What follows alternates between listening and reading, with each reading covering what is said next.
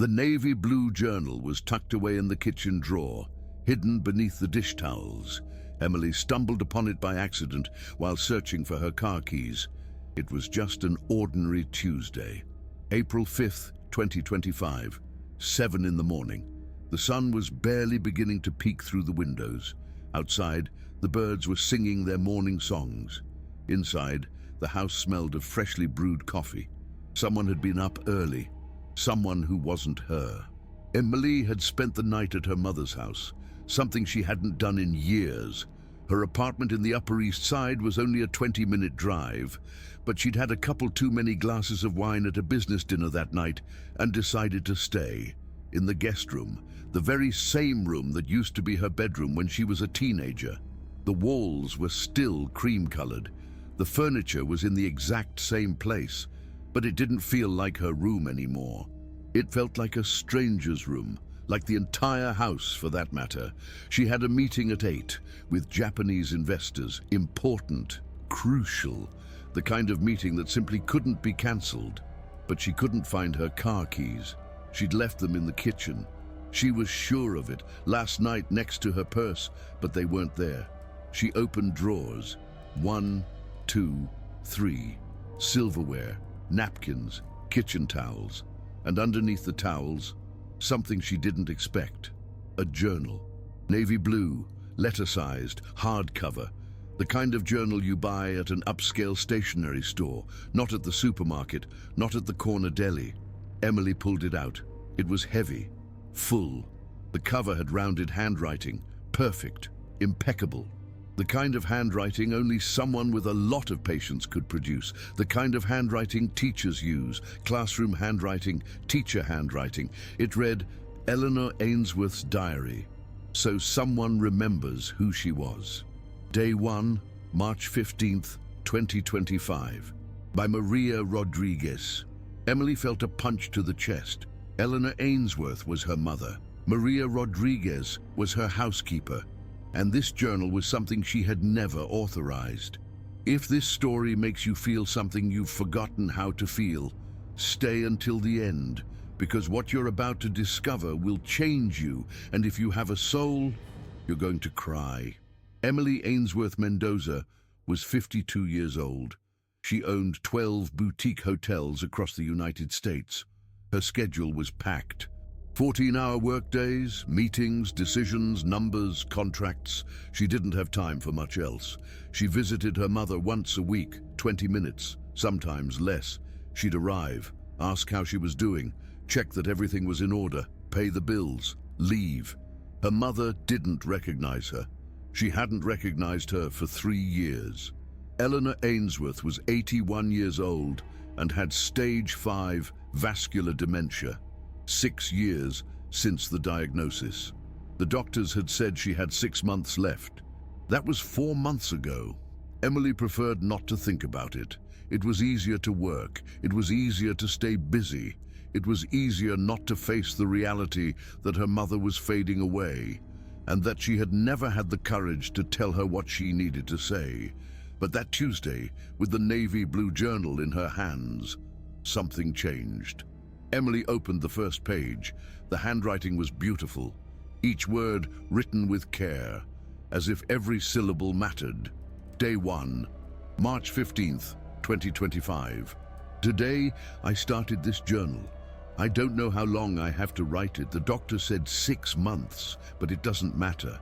I'm going to write as much as I can, because Mrs. Eleanor Ainsworth cannot just be the woman with dementia in the back room. She was someone important, someone brilliant, and even if her daughter doesn't have time to remember, someone has to. So I will.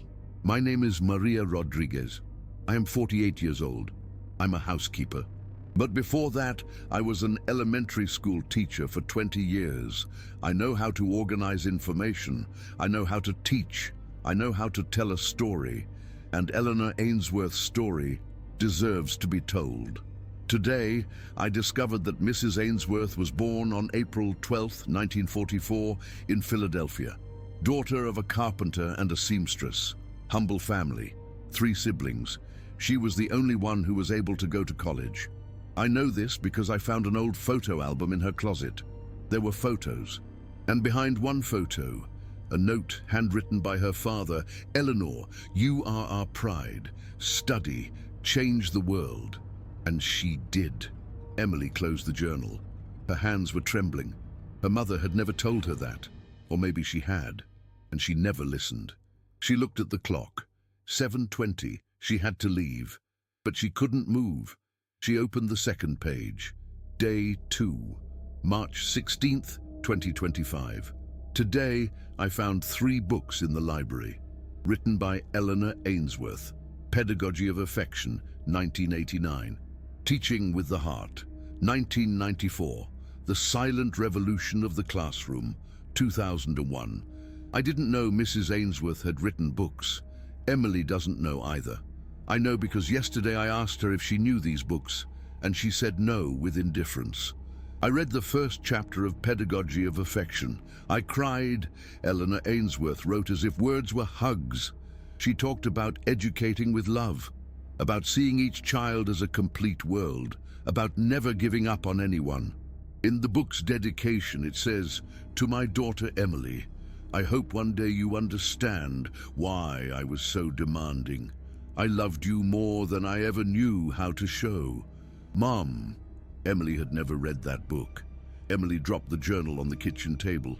She took a deep breath, as if she was short of air. That wasn't possible. Her mother had dedicated a book to her 30 years ago, and she never opened it. She looked towards her mother's room. The door was closed. Inside, Eleanor was sleeping, or was awake, but lost in the labyrinth of her mind. Emily didn't even know which of the 2 options was worse. She grabbed the journal. She put it in her purse. She called her assistant. "Cancel all my meetings today." Something in her voice made her assistant not ask any questions. Emily got into her car. She didn't go to the office. She went to a coffee shop. She ordered a coffee she didn't drink, and she kept reading. Day 5, March 19th, 2025. Today, Mrs. Ainsworth had a good day. She looked me in the eyes. She didn't say my name, but she smiled. I showed her a photo of when she was young. She was receiving an award, the National Education Award, year 1987. Eleanor Ainsworth revolutionized the education system in Philadelphia. She founded 5 rural schools. She personally educated more than 2,000 students throughout her career. When I showed her the photo, her eyes filled with tears. She didn't say anything, but she touched the photo with her fingers, as if she was trying to remember who she was. I told her, "You changed lives, Mrs. Ainsworth. You were important." She squeezed my hand, and at that moment, I knew why I'm writing this, because dementia is taking away her memory, but it can't take away her worth. Someone has to remember it, and if her daughter can't, I will. Emily closed her eyes. The tears fell, unbidden. Her mother had won a national award. Her mother had founded schools. Her mother had changed 2,000 lives. And Emily, she hadn't known. She never asked. She never listened. She was always too busy, too resentful, too convinced that her mother had been hard on her because she didn't love her. But that dedication in the book, it said something else entirely. I loved you more than I ever knew how to show. Emily continued reading, page after page, hour after hour. If you haven't felt something by now, you're heartless. And if you feel this story is too much, it's because it's real. Real stories hurt, but they also heal. Day 12, March 26th, 2025. I arrived at 6 a.m. this morning. Nobody saw me. I brought a photo album I found in the attic last week. I spent 2 hours organizing them, cleaning each photo, putting them in chronological order, and behind each one, I taped a note explaining who it was, when it was, why it mattered. 1958. Eleanor, with her family. She's 14 years old. She's already decided she's going to be a teacher. 1972. Eleanor receives her diploma as head of preparatory school. She's 28 years old. She dreamed of changing the world. 1978. Eleanor with her husband David at their wedding. He was an engineer. He passed away in 2006. She loved him until the very end. 1985. Eleanor with her daughter Emily. Emily is 12 years old. Eleanor looks at her as if she's her greatest treasure. Emily stopped breathing when she read that. Eleanor looks at her as if she's her greatest treasure. Was that true? Emily closed the journal. She couldn't take it anymore. She got up from the cafe, went to her car, drove aimlessly, cried uncontrollably. Everything she had believed about her mother was changing. And a housekeeper, someone she paid to clean the house, knew her mother better than she did. It was humiliating. It was devastating. And it was her fault, but she couldn't stop reading. She opened the journal again. The pages turned. The stories multiplied. Day 15, March 30th, 2025. Today I found something in the attic that broke my heart. A wooden box, old scratched, with the initials EA engraved on the lid. Inside were notebooks, dozens of them, school notebooks, from the 60s, 70s, 80s, 90s. They were her students' notebooks. Eleanor Ainsworth had kept notebooks from her students for 40 years, not all of them, just some. The special ones, the ones who had written her letters, the ones who had said thank you, the ones who had returned years later to tell her that she had changed their lives. I read a few.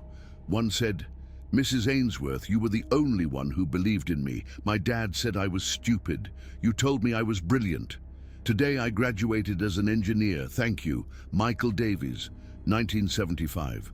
Another said, "Professor Ainsworth, my family wanted me to drop out of school to work. You spoke with them. You convinced them. You paid for my books for 2 years. Today I'm a doctor. I owe you my life. Sarah Johnson, 1988. There were dozens of these notebooks, dozens of lives that Eleanor had touched and that she had kept as treasures. Emily had never seen them because she had never asked. Emily felt the air in the cafe grow thick, like she couldn't breathe. She closed the journal, put money on the table, went outside. She walked down the street aimlessly, without direction. The tears wouldn't stop falling. How many things didn't she know about her mother? How many stories had she missed? By being too busy? How many opportunities had she wasted? She opened the journal again, this time sitting on a park bench. The sun fell on the pages. Children played around her. Life went on. But for her, everything had stopped. Day 20, April 4th, 2025. Today, Mrs. Ainsworth had a bad day. She didn't want to eat. She didn't want to get up. She stayed in bed and staring at the ceiling. I asked her what was wrong. She didn't answer. Just tears. Sometimes dementia doesn't erase the sadness. It only erases the ability to explain it. I sat next to her. I took her hand, and I started to tell her stories. Stories about her. Stories about who she was. I told her about Michael Davies, the boy whose father called him stupid, the boy she called brilliant, the boy who is now an engineer.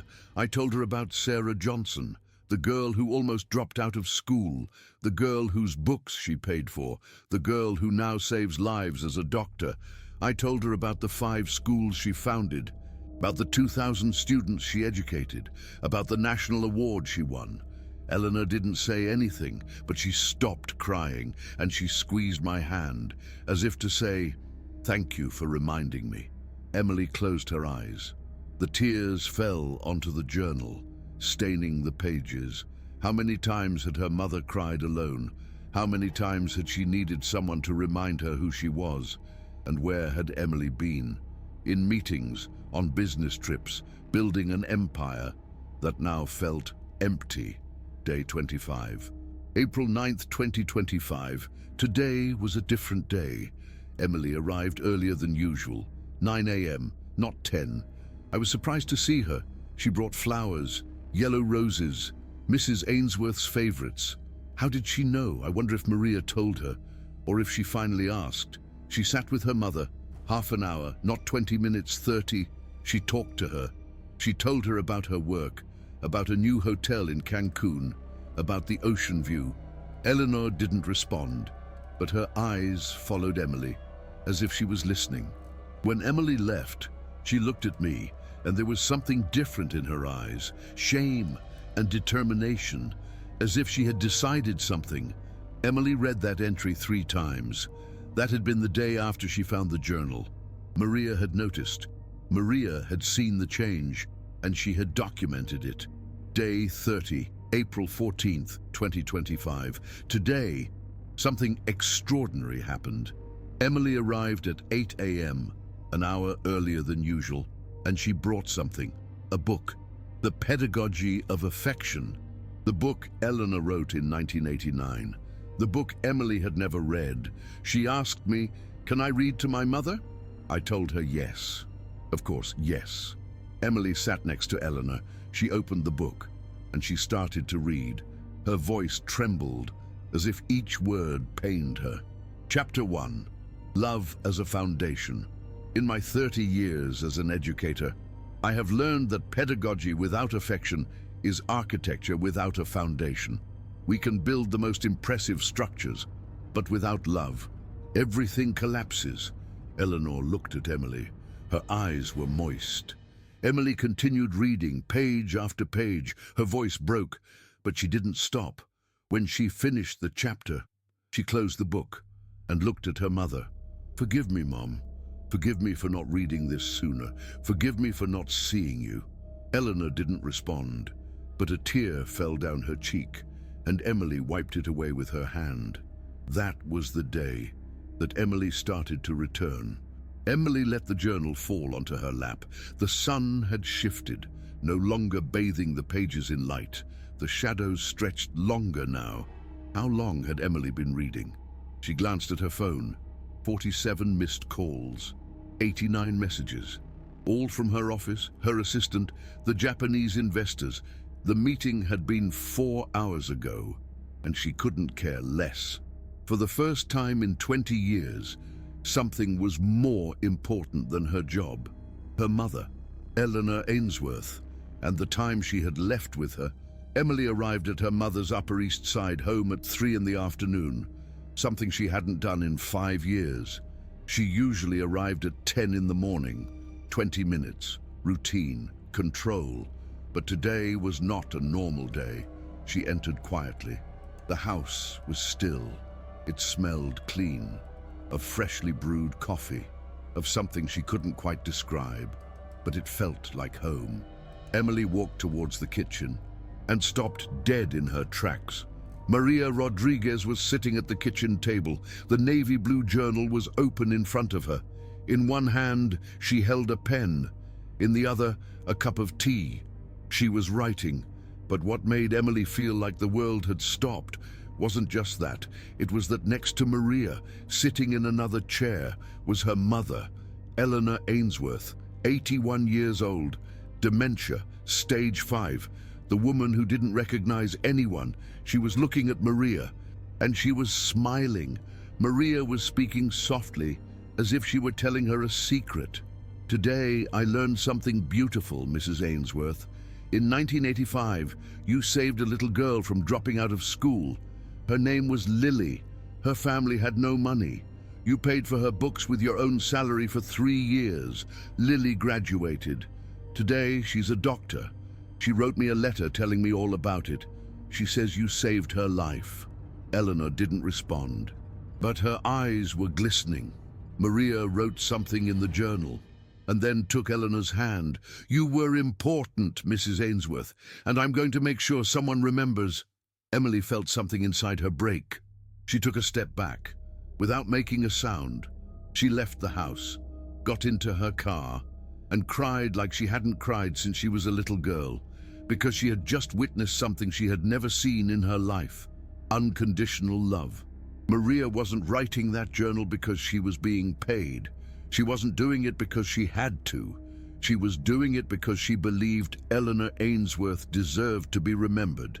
And Emily, her own daughter, had never done anything like it. The next day, Emily arrived at 7 in the morning. Maria was in the kitchen preparing Eleanor's breakfast. She was surprised to see her. "Mrs. Ainsworth, good morning. Is everything all right?" Emily placed the navy blue journal on the table. "I found this yesterday, in the drawer. I read it." Maria paled. Her hands trembled. I'm sorry. I didn't mean to intrude. I just thought that someone should—" "Don't apologize," Emily said, her voice cracking. "Please don't apologize." Maria lowered her gaze. Emily took a deep breath.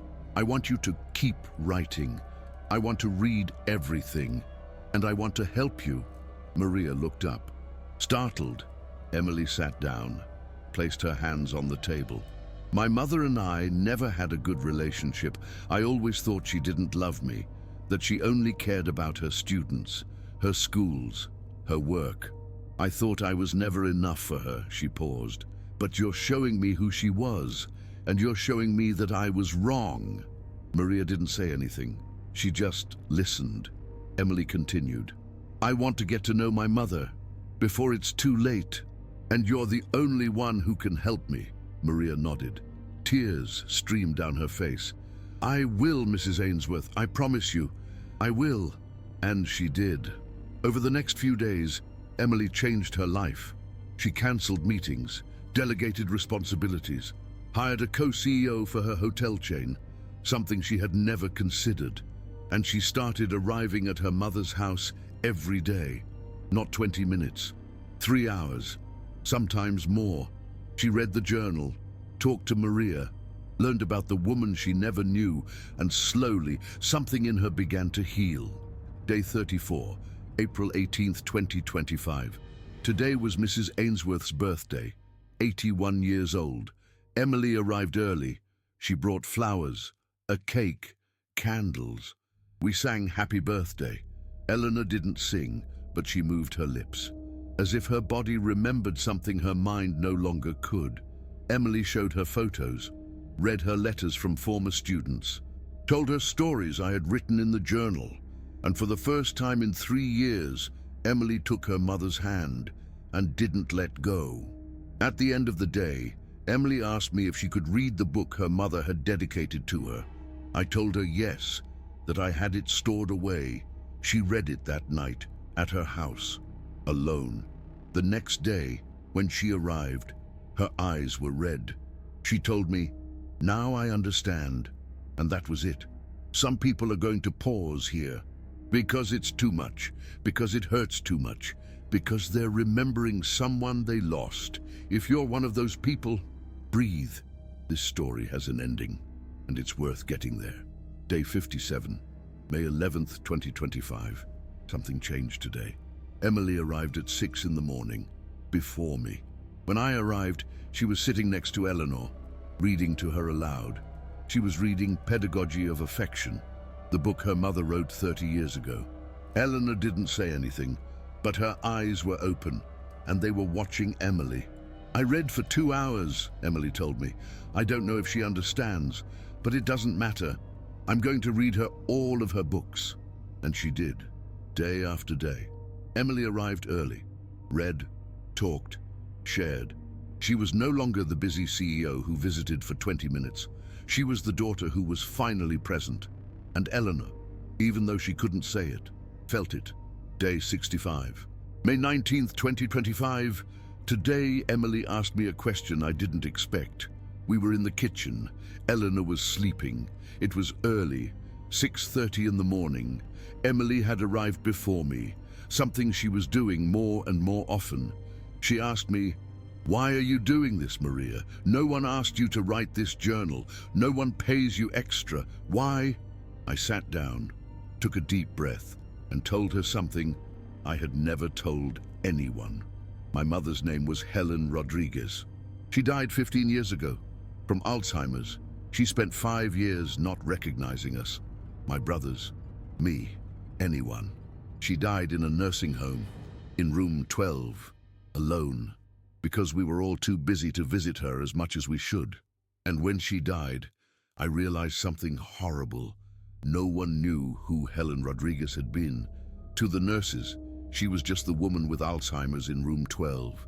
To the nursing home registry, she was just a number. But Helen Rodriguez was someone. She was a seamstress for 40 years. She made wedding dresses for 300 women. She raised 3 children alone after my father abandoned us. She sang songs by Patsy Cline while she cooked. She read poetry by Maya Angelou before bed, but no one knew because nobody documented it, because we were all too busy to remember. And when she passed, she took her story with her. I paused. Tears streamed down my face. I promised that day, at her funeral, that I would never let that happen to another person, that if I ever had the chance to preserve someone's story, I would. Mrs. Ainsworth is that opportunity, and I'm not going to waste it. Emily cried. She hugged me tightly, and she told me something I carry in my heart. Thank you for loving her when I didn't know how, and thank you for teaching me that I still have time. Day 75, May 29th, 2025. Today, I found something that changed everything I thought I knew about Eleanor and Emily. I was cleaning the library. Behind a stack of old books, there was a shoebox. Inside, letters, dozens of them. They were letters that Emily had written to her mother over the years, from when she was a teenager until about 10 years ago. I read them. I shouldn't have, but I did. And what I discovered broke my heart. A letter from 1990. Emily was 17. Mom, why are you never proud of me? I got A's on all my exams, but you only ask why I didn't get an A+. When will it ever be enough? I love you, but I don't know if you love me. A letter from 1998. Emily was 25. Mom, I graduated with a degree in hotel management. I know you wanted me to be a teacher, like you, but I'm not you. I have my own dreams. Can you just be proud of me for who I am, not for who you want me to be?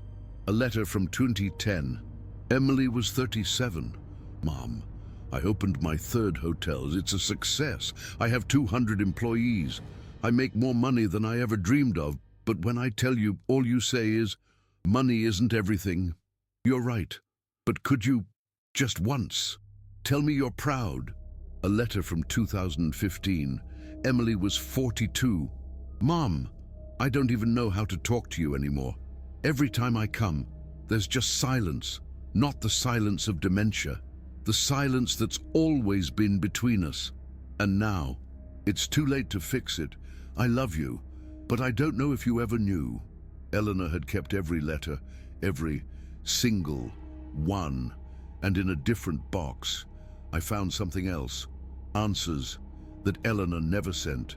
They were handwritten letters, in Eleanor's perfect penmanship, addressed to Emily, but never delivered. One said, "My dearest Emily, I am proud of you.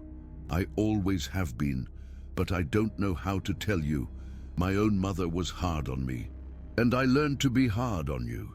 I thought it would make you strong, but it only made you feel like you weren't enough. And I'm so sorry. I love you more than my words can express." Mom, 1990. Another said, "Emily, I saw your hotel. It's beautiful. You are brilliant. You are capable. You are everything I wasn't. And I'm afraid to tell you, because then you'll know I've always envied you. Not your money, your freedom, your courage to be who you are. I never had that courage. I love you, Mom." 2010. The last one said, "My daughter, I'm losing my mind. Soon I won't remember your name, but I want you to know something.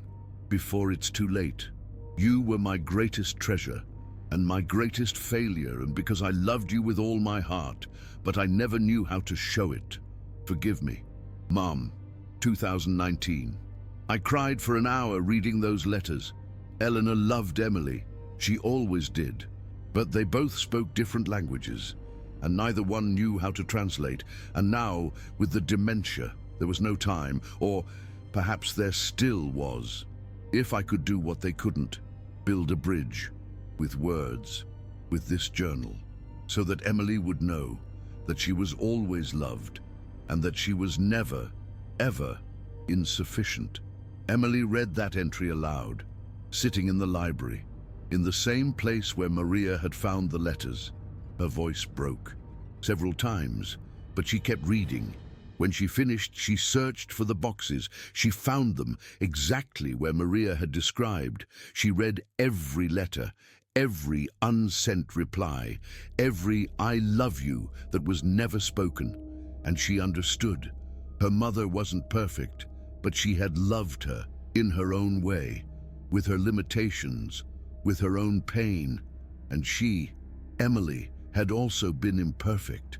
She had also judged. She had also failed. But there was still time. Not to undo the past, but to create a different present. And that was exactly what she was going to do. Day 80, June 3rd, 2025. Today, Emily did something that surprised me. She brought in a professional photographer. She told me, "I want to have pictures of my mother, of how she is now, not just of how she was." The photographer took pictures for 2 hours. Eleanor with her white hair, Eleanor looking out the window, Eleanor holding Emily's hand, Eleanor smiling with her eyes. They weren't perfect photos. Eleanor had wrinkles, age spots, vacant eyes, but they were beautiful photos because they were real. Emily had them printed, framed them, and hung them in her office to remember, to not forget, to honor not only who her mother was, but who she is now, because dementia doesn't erase humanity, only memory. And Eleanor Ainsworth is still human. She still deserves love. She still deserves to be seen. Day 89, June 12th, 2025. Today, Emily asked me why I'm doing this. I told her the truth. My mother died of Alzheimer's 15 years ago. Irene Rodriguez. She spent 5 years without recognizing anyone. She died in a nursing home, alone, without anyone knowing who she had been. She was a seamstress. She worked for 40 years. She made beautiful dresses. She raised 3 children alone after my father left us. But when she died, nobody remembered that. She was just the woman with Alzheimer's in room 12. I paused. I promised myself I would never let that happen to someone else. Mrs. Ainsworth isn't going to be just the woman with dementia. She's going to be Eleanor Ainsworth, the educator who changed lives. Emily cried. She hugged me, and she told me something I will never forget. Thank you for loving her when I didn't know how. Day 104, June 27th, 2025. Emily is transformed. She reduced her work from 14 hours to 8. She spends her afternoons with her mother, reading, singing, sometimes just sitting in silence. Yesterday, she found a box of letters in the attic, letters that Eleanor had kept for years. They were letters from her students, hundreds of them. Emily read them all, one by one, and she realized something.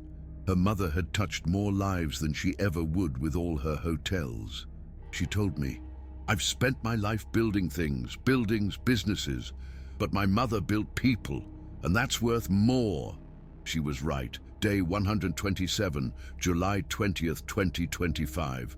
Today, something happened that I didn't expect.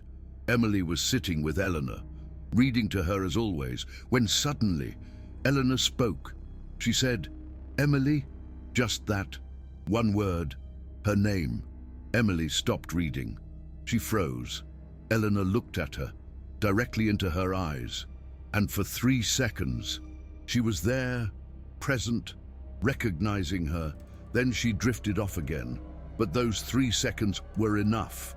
Emily wept in my arms for a solid hour. "She knows me," she told me. "She still knows me." I don't know if it was true, but in that moment, it didn't matter, because Emily had received the gift she so desperately needed. Dementia can't erase everything. It can't erase love. And sometimes, in the most unexpected moments, love finds a way to return. Day 135, July 28th, 2025. Today, Emily showed me something. They were documents, legal documents, from her company. She said, "I've hired a co-CEO, someone to handle the day-to-day. I'm reducing my involvement to 50%. The other half of my time, I'm dedicating it to my mother, and then to the foundation." I asked her. Are you sure? Your company is your life. She told me something I'll never forget. My company was my refuge. It was the place where I hid my pain, my guilt, my fear of not being enough. But now I understand something. It doesn't matter how many skyscrapers I build. It doesn't matter how much money I make. It doesn't matter how much success I have. If I lose my mother, without truly knowing her, I'll have lost everything. So yes, and I'm sure, because some things are priceless, and time is one of them. Day 142, August 4th, 2025. Today was a difficult day. Eleanor didn't get out of bed. She didn't eat. She just stared at the ceiling. Emily and I took turns being with her for hours, without speaking, just present. At one point, Emily asked me, "Do you think she knows I'm here?" I said, "Yes, she knows." She asked, "How do you know?" I said, "Because when you take her hand, she squeezes it. Because when you talk to her, her breathing calms. Because even though her mind can't process your words, her soul recognizes them." Dementia doesn't erase the soul, Emily. It only erases the memory, and the soul always knows who loves it. Emily wept and stayed holding her mother's hand until Eleanor fell asleep. Day 150, August 12th, 2025. Today, we organized something special. Emily invited 10 former students of Eleanor's. She found them through the journal, through the letters that Eleanor had kept. They came to the house. Some were in their 50s, others in their 40s, others in their 30s. They sat around Eleanor and told her stories about how she had changed their lives, about the lessons she taught them, about the opportunities she gave them. David Miller, the engineer, told her, "Professor Ainsworth, you told me I was brilliant when no one else believed it. Today, I have a construction company with 50 employees, and it all started because you believed in me." Sarah Johnson, the doctor, told her, "Professor Ainsworth, you paid for my textbooks for 2 years. Today, I've saved over 1,000 lives as a surgeon, and it's all because you saved me first." Eleanor didn't respond, but tears streamed down her cheeks. And when everyone left, Emily said to me, "Thank you. Thank you for showing me who my mother was. Thank you for giving me the opportunity to see it before it's too late." "It's not too late," I said, "because you're here now, and that's what matters." Day 158, August 20th, 2025. Eleanor is getting worse. The doctor said it's a matter of days, maybe a week. Emily is here all the time. She doesn't go to work anymore. Her co-CEO is handling everything. She just wants to be with her mother. Yesterday she told me I don't want her to die without knowing that I loved her. I said, "She knows." And it was true. Even though Eleanor could no longer speak, even though her eyes no longer focused, she could feel. And when Emily took her hand, Eleanor squeezed it. That was enough. Day 178, September 9th, 2025. The doctor said it's a matter of hours, not days. Hours. Emily hasn't moved from her side. She hasn't been home in 3 days. She sleeps in a chair next to Eleanor's bed. She eats what I bring her, but barely touches it. I said, "Rest a little. I'll stay with her." She said, "No, I'm not going to waste a single second. I've already wasted 52 years. I'm not going to waste these last seconds." And she stayed, holding her mother's hand, talking to her, even though Eleanor no longer responded. She read to her chapters from the pedagogy of affection, chapters from teaching with the heart, chapters from the silent revolution in the classroom. She told her stories, stories from the journal, stories of the lives that Eleanor had changed. She sang to her, songs that Eleanor used to sing to her when she was a child, songs that Emily had forgotten, but that Maria reminded her of. And between song and song, she told her things she had never said before. "I love you, Mom. I've always loved you, even though I didn't know how to show it. Forgive me for the times I wasn't there, for the times I judged you, for the times I didn't listen to you. Thank you for being demanding, because it made me strong, for loving me, even though I didn't see it, for never giving up on me, even when I gave up on myself. Now I understand. I understand why you were the way you were. I understand that you loved in your own way, and I understand that I failed too. But I'm here now, Mom. I'm here, and I'm not going to leave. Eleanor didn't respond, but her hand squeezed Emily's, weakly, almost imperceptibly, but enough. Day 184, September 15th, 2025. Today, at 11:40 in the morning, Eleanor Ainsworth died. It was peaceful. There was no pain, just a sigh, and then silence. She was in her bed, the same bed where she had slept for 30 years, the same bed where she had dreamed, where she had cried, where she had loved. Emily was by her side, holding her hand, as she had done for the last 5 months, since she found the navy blue journal. I was at the door, watching, witnessing something sacred. Emily was reading to her, The Pedagogy of Affection, Chapter 7, Unconditional Love. In this chapter, Eleanor had written, "True love asks for nothing in return. It demands no perfection. It places no conditions. It only gives, and in that giving, it multiplies." When Emily read those words, Eleanor opened her eyes. For the last time, she looked at Emily directly, and in her eyes, there was recognition, there was love, there was peace. And then she exhaled, one last sigh, soft, quiet, and she was gone. Emily didn't move. She stayed holding her mother's hand for 5 minutes, 10, 15.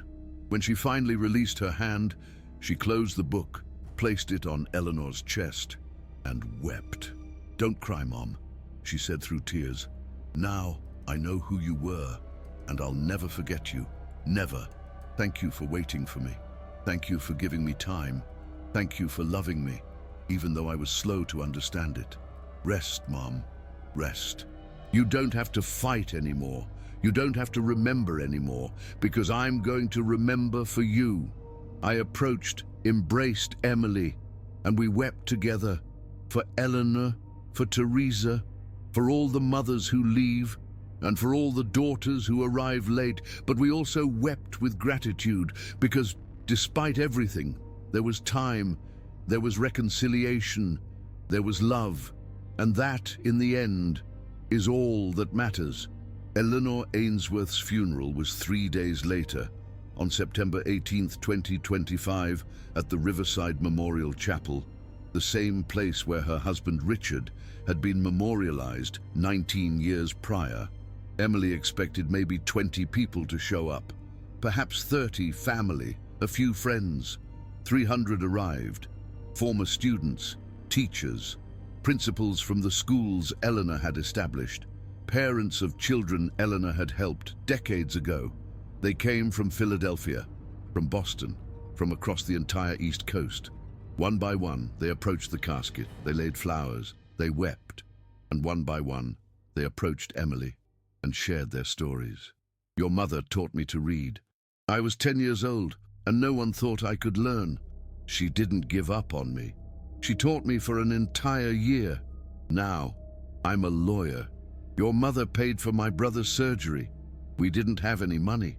She organized a fundraiser among the teachers. My brother lived. He's 40 years old today, with 2 children of his own. Your mother defended me when other teachers wanted to expel me for fighting.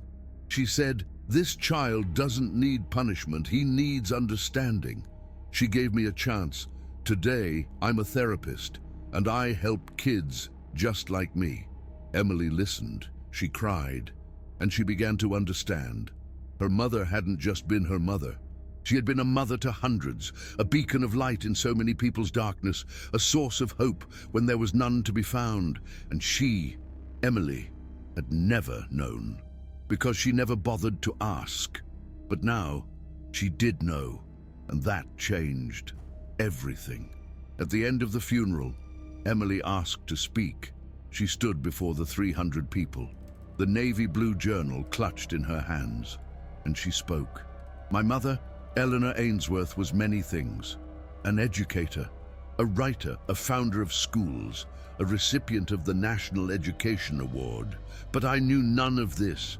For 52 years I didn't know who my mother really was, because I was too busy, too resentful, too convinced that she didn't love me, and I almost missed her.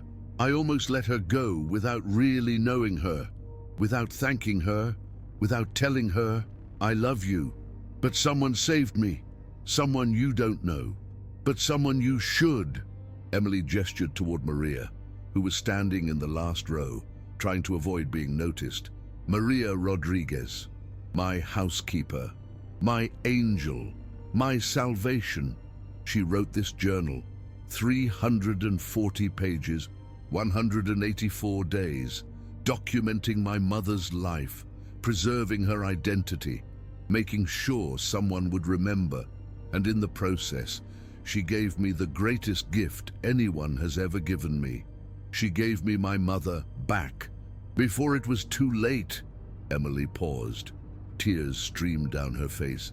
If you're here, it's because my mother touched your lives, changed your lives, gave you something that no one else did, and I want to honor that. That's why, today, I announce the creation of the Eleanor Ainsworth Foundation. The foundation will offer educational scholarships to children in underserved schools, the very schools that my mother founded. And in addition, we will create a program that will train caregivers to write journals about the people they care for, people with dementia, people who are losing their memories. Because if Maria could preserve my mother's identity, others can do the same. The program will be called Identity Journals, and Maria Rodriguez will be its director. Maria gasped in surprise. Tears streamed down her face. The 300 people applauded, long, loud. And in that moment, something shifted. Eleanor Ainsworth wasn't just the woman who had died. She was the woman who continued to live, in the lives she touched, in the stories she inspired, in the legacy she left behind. And that legacy was only just beginning. 3 months after the funeral, Emily did something she never imagined she would do. She published the journal.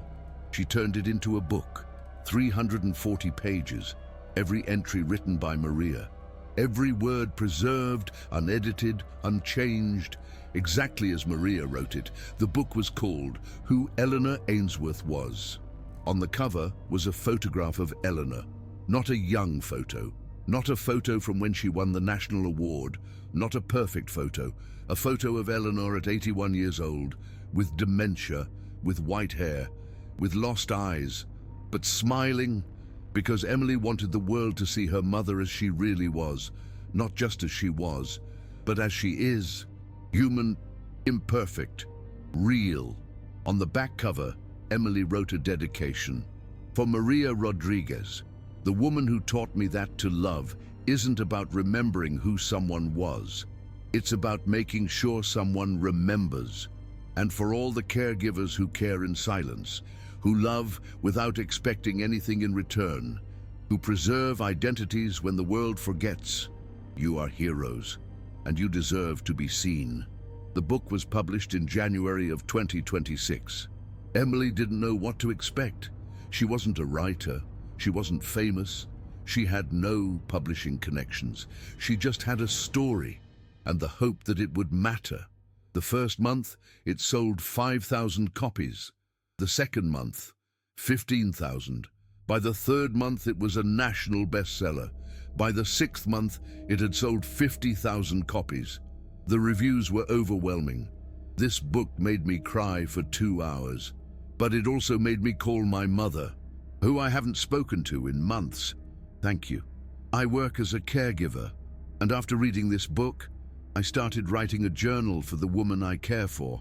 She has Alzheimer's, but she's no longer just the woman with Alzheimer's. Now, she's Evelyn Reed, a former teacher, a mother of 4, a grandmother of 7, someone who matters. My mother died of dementia a year ago, and she took her story with her. This book came too late for me, but not for others. Please read this book and write the journals of those you love before it's too late. Emily read every review. She cried with everyone, and she understood that Maria's journal wasn't just about Eleanor.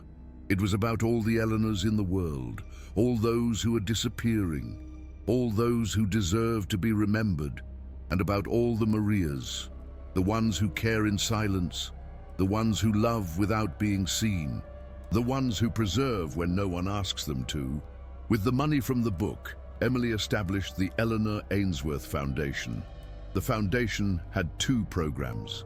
The first, educational scholarships for children in underserved schools, the very schools that Eleanor had founded decades prior.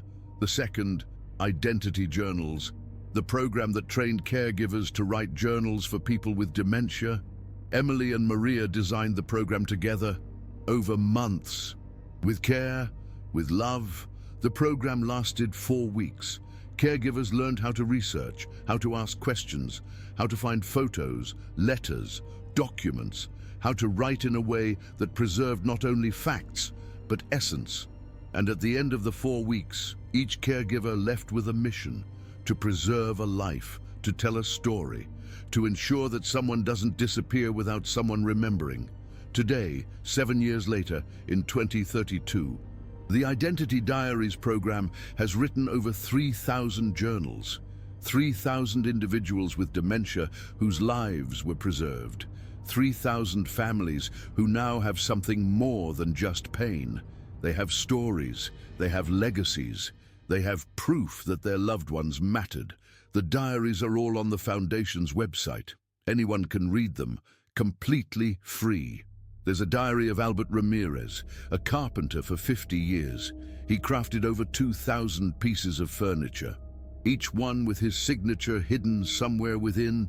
There's a diary of Esperanza Morales, a seamstress specializing in quinceañera dresses.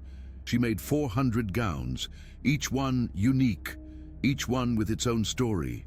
There's a diary of Francisco Lopez, a street musician. He played his guitar in the subway for 30 years. Thousands of people heard his music without knowing his name. Now, they do. There are 3,000 diaries, 3,000 lives, 3,000 legacies, and each one begins with the same phrase: "This diary exists so that someone remembers who I was." And it ends with the same phrase: "Because nobody deserves to disappear without someone remembering."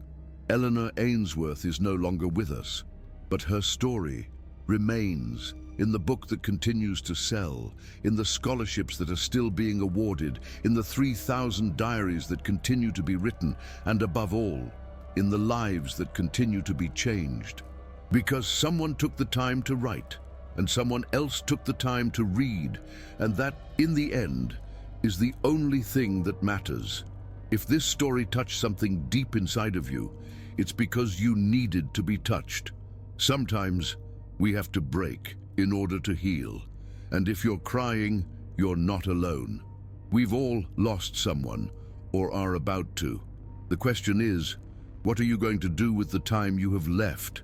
Maria was appointed director of the program. Her salary went from $400 a month to $1,600, 4 times as much. Not because Emily had to do it, but because she wanted to. Because Maria wasn't just an employee.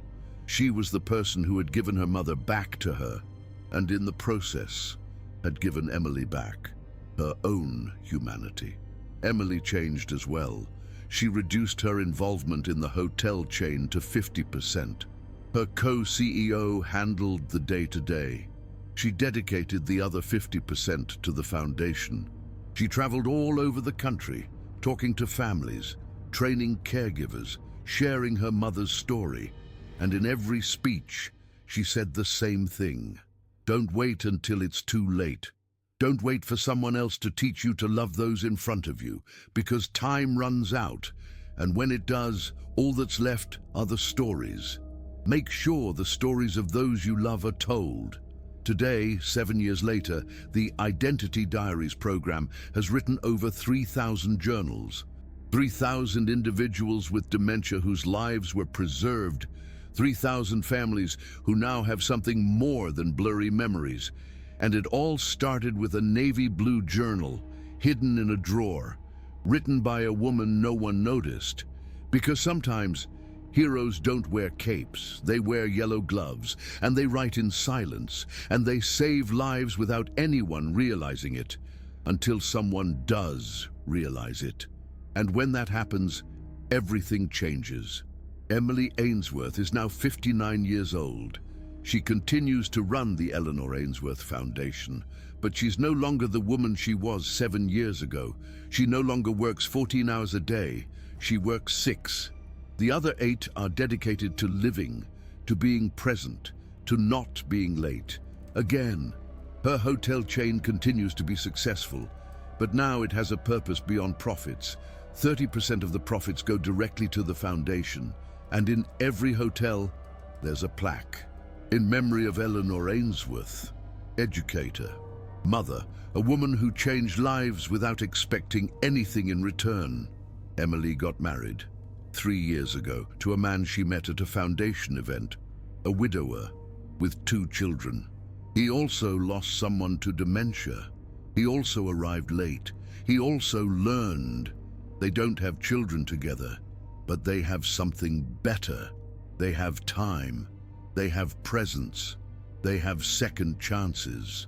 And every Sunday, Emily goes to the cemetery to visit her mother. She brings her yellow roses, Eleanor's favorite, and she reads to her chapters from the diary, stories of the lives the foundation has changed, stories of the 3,000 diaries that have been written. And she tells her about her life, about her marriage, about her happiness, about how she finally learned to live. And although Eleanor can't respond, Emily knows she's listening, because love doesn't die. It just changes form. Maria Rodriguez is now 55 years old. She's no longer a housekeeper. She's the director of the Identity Diaries program. She earns $1,600 a month, 4 times more than she earned 7 years ago. She lives in her own apartment in Greenwich Village, small, cozy, full of books, full of diaries, full of stories. Her 2 daughters have now graduated from college, scholarships from the Eleanor Ainsworth Foundation. Olivia is a nurse. Sophia is a social worker. Both work with people with dementia because their mother taught them that caring is the noblest profession there is. Maria travels all over the country, training caregivers, teaching them how to write diaries, sharing the story of Eleanor and of Teresa, her own mother, because both deserve to be remembered. Both were important. Both changed lives. And every night before going to sleep, Maria writes, not in a diary, but in letters. Letters to Teresa, her mother who died 22 years ago. She tells her about her life, about her work, about the 3,000 lives she's helped preserve. And she says, forgive me, Mum. Forgive me for not writing your diary, for not preserving your story, for arriving late. But I promise that your death wasn't in vain, because it inspired something beautiful, something that's saving thousands. And that, in the end, is your legacy, even if nobody knows your name. Each year, on the anniversary of Eleanor's death, Emily and Maria do something special. They meet at the house, the same house where it all began. The house that Emily didn't sell, the house that's now a museum, the Museum of Memory, where the 3,000 diaries are exhibited, where families can come, read, remember, cry, heal. They sit in the kitchen, at the same table where Maria wrote the diary, where Emily found it, and together they read, from beginning to end, 340 pages, day 1, day 184, every entry, every word. They cry, they laugh, they remember. And when they finish, Emily says the same thing she says every year. Thank you for loving her when I didn't know how. And Maria responds the same thing she responds every year. She always loved you. You just needed to see it. And then they do something new, something they started 2 years ago. They write together. One more entry, number 185, 186, 187. Entries about what's happened since Eleanor died, about the foundation, about the 3,000 diaries, about the lives changed. Because Eleanor's diary didn't end with her death. It continues. In the lives it continues to touch. In the stories it keeps inspiring. And that's how this story ends, not with a perfectly happy ending, because Eleanor did pass away. Dementia ultimately won, but with something even better than a happy ending, with a legacy, with 3,000 individuals whose identities were carefully preserved, with 3,000 families who now have something more than just grief, with 2 women who in a way saved each other. Because Emily rescued Maria, she gave her purpose, a dignified salary, a platform to be heard, and Maria in turn saved Emily. She gave her back her mother. She taught her how to love. She showed her that it's never too late. And together, they are saving the world. One journal entry at a time, one story at a time, one life at a time, because dementia might erase the memory, but it can never erase the love. And love, when it's written down, preserved, shared, lives on forever, in pages, in words, in hearts. And when someone picks up a diary, when someone listens to a story, when someone remembers a name, Eleanor lives on, Robert lives on, Carmen lives on, Miguel lives on, they all live on. Because someone took the time to write it all down, and someone else took the time to read it, and that, at the end, is the only thing that truly matters. Now, you have 2 choices. You can just close this and forget about it. You can go on with your life. You can pretend it didn't affect you. Or you can do something. You can call someone you love. You can ask them about their story. You can write it down. You can preserve it. You can be like Maria. You can be like Emily after she found the navy blue journal. You can decide that the people you love are not going to disappear without someone remembering. Because someday, that person will be gone. And when that day arrives, you'll have 2 choices. Regret that you were too late, or be grateful that you arrived just in time. The difference is in what you do today, not tomorrow, not next year. Today. Don't wait. Grab a notebook, a pen, your phone, and ask. What is your story? What memories do you treasure? What do you want the world to know about you? And write. Write every word, every detail, every story, because memory fades, photos get lost, memories become distorted, but written words endure. Written stories live. Written people never disappear. Write the story. Preserve the love. Make sure no one disappears without someone remembering who they were. Because in the end, when everything else is gone, when money doesn't matter, when success means nothing, when all that's left is silence, the only things that will matter are 2 things: the stories we tell and the people we love. Everything else is just noise, and noise is forgotten, but stories are remembered forever. So write today, write before it's too late, because no one deserves to disappear, and everyone deserves to be remembered, especially the ones you love. Especially while you still can, especially now.